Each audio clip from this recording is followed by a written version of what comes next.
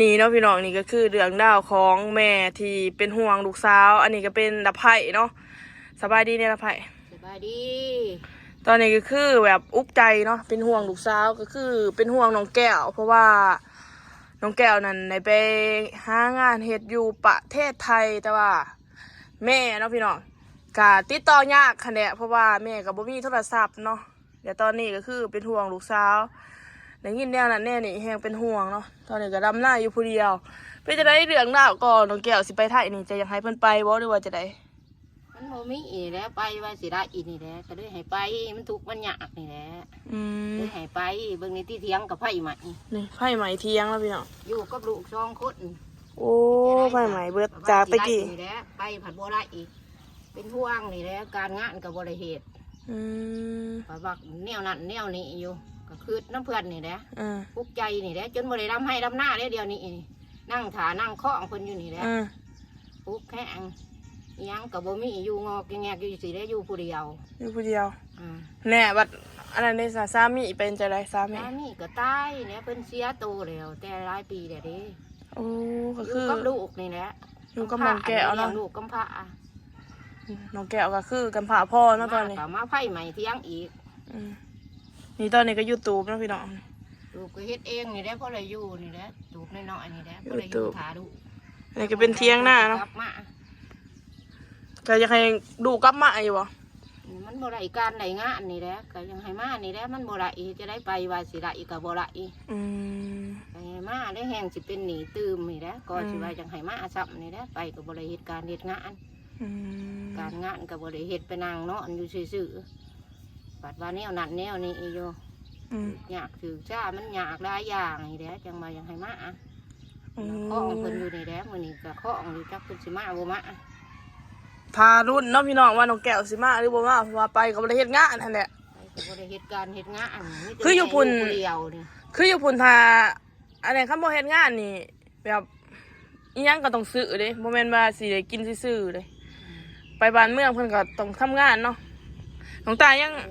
มาแล้วพี่น้องแต่ก็บ่รัดคือทอดดูน้องตามีงานเฮ็ดได้ก็สิคือทอดดูแต่ว่ามาธุระบ่ได้เฮ็ดการเฮ็ดงานนี่แหละก็สิเกิดก็ได้คันว่ามีการมีงานได้กินก็ใครอยู่ดอกอันนี้ปัดว่าไปซื่อๆมีแต่ว่าเป็นห่วงลูกเนาะตอนนี้ก็อยู่ตูบเนาะอยู่เที่ยงก็เฮ็ดเองบ่นี่ล่ะไผเฮ็ดเองอันนั้นเป็นหยังจังว่าบ่ลำเสียย้อนว่าเป็นอีหยังพยาธิเบาหวานเป็นเบาหวานนะหลายปีได้ปัวพ่อก็จนเบิดตั้งแต่ทุกข์ยากนี่แหละจนเบิดจังว่าอยากให้ลูกไปว่าอยู่กับลูกนี่แหละว่าอยากได้ก็ได้กินได้ใส่สื่อปุ้ยสื่อปอกจะให้ชนะนี่แหละบ่ได้ซ้ำเหตุการณ์เหตุงานซ้ำนี่แหละเนาะพี่น้องหรือสิให้มาซ้ำคันเพิ่นสิมาดำหน้าช่วยแม่นี่แหละตอนนี้ก็อยู่ผู้เดียวเนาะอยู่ผู้เดียวหน้ากับไทยหน้ากับบ่มีคนไทยนะพี่น้องจ้างเขาเอาบ่ล่ะค่ะจ้างก็บ่ทันหาเงินสำนักติดหนี้ไว้จ้างไทยหน้าก็ติดหนี้เนาะพี่น้องเพราะว่าบ่มีคนอันนั้นบ่มีคนอันนั้น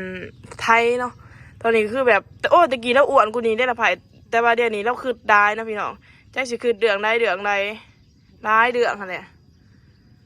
ก็คืออ้ายผู้ใหญ่ก็อันนั้นเอาลูกเอาเมียเบิดเลยเนาะพี่น้องก็ได้แม่ก็อยู่ผู้เดียวปกติอยู่กับน้องแก้ว2 คนแต่ว่าน้องแก้วเพิ่นไปไทยก็เลยว่าอยู่ผู้เดียวเนาะ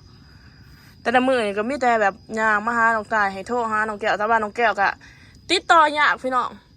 อันนั้นมาจังได๋โทรศัพท์ก็บ่มีแม่นโทรศัพท์ก็บ่มีหยังก็บ่มีจะได้จ้ะเขาก็โทรนี่แหละน้ำลูกน้ำหลานนี่แหละหน้าก็เนาะตะกี้ก็มีไห้มีหน้ามีงัวมีกล้วยก็ขายพี่น้องขายปัวละบ่าวเนาะเบิดนั่นแหละงอกล้วยเบิดเหยาะอันนั้นเบิดแดวเพราะว่าเสียบ่ใหญ่บ่สูงสักปัวสุดความสามารถแต่ว่าก็เสียเนาะนี่เนาะพี่น้องก็มีแต่ว่าอยากพากถึงอีหยัง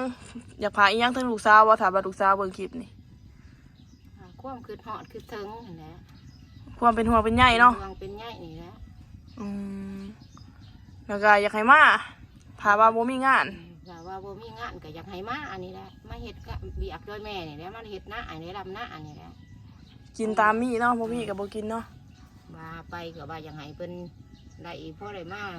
เฮ็ดติดเฮ็ดนอนรุ่งให้รุ่งหน้านี่แหละซื้อปุ๋ยซื้อปอกไปมันบ่ได้ก็มาเฮ็ดให้เฮ็ดหน้ากินนี่แหละ เอาแต่ว่าเดี๋ยวนี้หันคนไทยเพิ่นหาแพงงานลาวหันหลายแต่บ่ฮู้ว่าเป็นหยังคือบ่ทันได้งานบัดนี้หรือว่าบ่ทันได้ไปสมัครบ่ มาไปสมัครแต่ก็ว่าบ่ได้อีกว่าไปแหละเทื่อหนึงนะ เอ๊ะไปแต่บ่อนเก่ามันต้องเลาะหลายบ่อนถ้าว่าอยากเฮ็ดแท้ ว่าไปงานเฮ็ดผักบ่งานผักบ่ขายผักก็ว่าเขาไหลคดน่ะก็เลยบ่ได้ไปก็เลยบ่ได้ก็ว่าบนหนึงก็ว่าน้องสาวเพิ่นถามให้ก็ว่าเขาเอาคนเขาได้ก็เลยบ่ได้ ๆนี่แหละเนาะพี่น้องเรื่องราวของครอบครัวน้องแก้วว่าซั่นซะก็เมื่อรวมทั้งเบิดถ้ามีลูกมีเต้าจักคนน้องแก้วนี่เป็นลูกคนที่เท่าไหร่ ลูกคนสุดท้ายลูกหลาลูกผู้เดียวนี่ลูกสาวเดียวนี่เท่านี้ ลูกสาวเดียวสำนักพี่ ชา น้ ย อง หันซ้ำเขาเอาลูกมามีเอาเบิดแล้วเขาอยู่เพื่อนไปเพื่อนมั่นแล้ว มีแต่แม่อยู่โตวผู้เดียวนะพี่น้อง เขา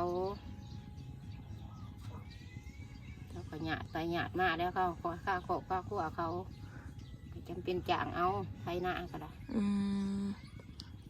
มาสอลูกสอเต่า มีสมบัติอันหนึ่งก็คือเป็นเทียงหน้าที่พอเฮ็ดไว้เนาะพี่น้องที่น้องแก้วทายดองก็คือตัวนี้ก็ไพ่ไหมเดี๋ยวแต่เสาไว้เป็นความทรงจำเนาะ นี่ไปพ่อไปหามาใบว่าสิเฮ็ดเล่าอุ่นนี่ก็บ่ท่านในเฮ็ดนี่ก็เสียตัวก่อนก็ยังเห็นแต่เสา แล้วพี่น้องตอนนี้ก็คืออันเที่ยงใหม่นี่เที่ยงใหม่แล้วก็เฮ็ดตูบอยู่เนาะนี่อยู่ตูบผู้เดียวอันนั้นเวลากินข้าวกินน้ำก็กินผู้เดียวเนาะนี่ เดียวก็บ่อยากสำนักแต่พาเพิ่นไปนี่บ่ได้อยากกินข้าวไปจังซั่นแหละ อยู่ผู้เดียวก็บ่อยากกินข้าวเนาะก็มีหลายเรื่องหลายแล้วเนี่ยพี่น้องที่ว่าให้แม่น้องแก้วคิดเนาะอันนี้ก็คือเป็นเครื่องปรุงเพิ่น ใจลำดุคันว่าเพิ่นได้การได้งานได้เฮ็ดได้สร้างก็บ่คิดปานใดดอกอันนี้ไปการงานก็บ่เฮ็ดจักได้กินจักได้อยากจักอยู่ไสกินไสก็แม่สิห่วงค่ะเลยเป็นห่วงลูกผู้เดียว ตั้งแต่เพิ่นไปนี่เพิ่นได้ส่งเงินมาให้อยู่บ่ บ่ ฮะ บ่ คือจังว่าส่งมาให้อยู่เทื่อนึง โอ้ตอนนั้นหั่นบ่ ส่งมาให้เทื่อนึง โอ้ตั้งแต่ไปนี่เพิ่นได้ส่งเงินมาให้แม่เทื่อนึงเนาะพี่น้องส่งมา3,000แต่ว่าเอาไปใส่หนี้ค่าปุ๋ยเบิด ส่งมา3,000ก็ได้เอาไปใส่นี่ค่ะปุ๋ยหน้าแซงหั่นแหละเบิดแต่บาดนี้ค่ะ